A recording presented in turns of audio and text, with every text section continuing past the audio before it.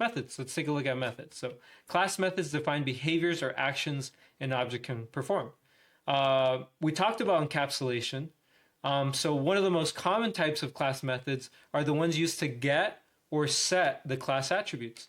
You want to change the make of the car. Maybe it's not a Honda. It's actually I don't know, a Toyota, for example. Then you can use a setter to change the current value of the model.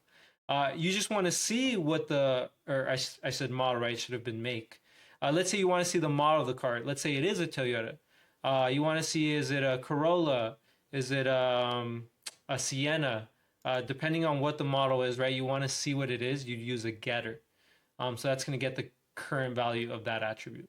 We'll take a closer look at getters and setters once we get to the standard classes. And of course, you'll be able to define your own getters and setters once you start building your own classes at the end of, at the latter part of the class. So because of encapsulation, remember, we don't usually get those attributes directly. We have to indirectly use those getters and setters. So we say, hey, getter and setter, I'm going to call you up.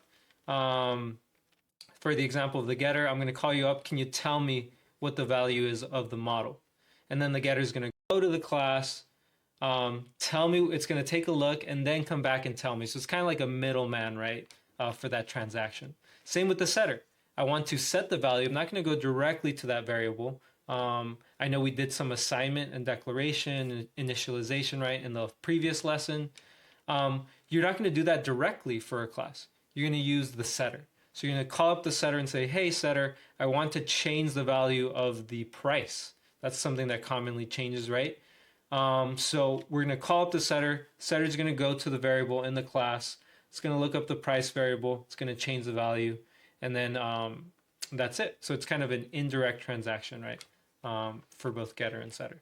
We'll talk about encapsulation and the importance of encapsulation later on. So let's talk about other methods, though, that are used to perform just useful actions for that class object. So in the case of the car, we talked about drive. Another one could be brake.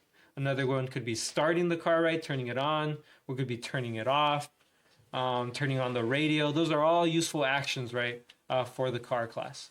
So yeah, those methods are going to perform actions that are useful for that particular class object. So when we actually execute a method, because we're going to be executing methods not from our own classes, but from the ones from those Java standard classes, we need to have the correct lingo, the correct terminology. So when we execute the code inside a method, we call it calling a method. Remember, when we need to use the getter and setter, we're calling them up. So that's something, metaphor that you can keep in mind, right, every time you're using a method, or every time you see that word calling a method.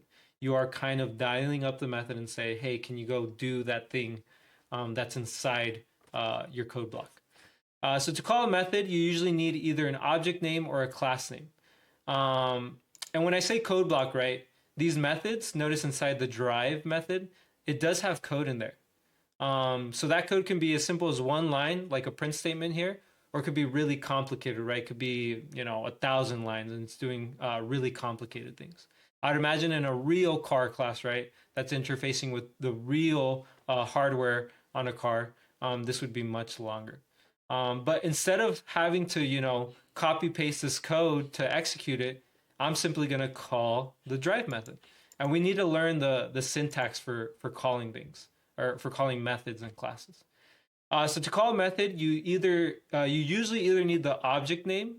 So maybe you initialize an object in the class, created an instance of that object, constructed an instance of that object. I know I'm saying a lot of things.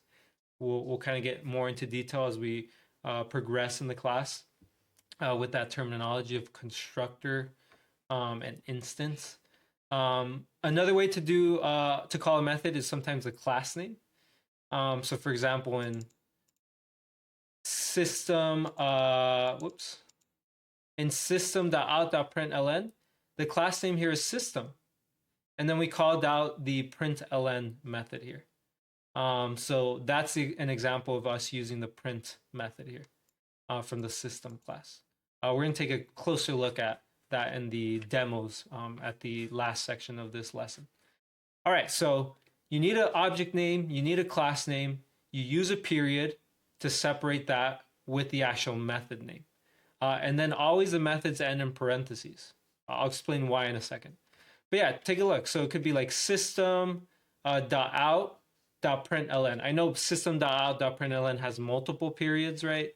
We're not going to get into the details of that. Just know that we separated the class name and the method name using a period.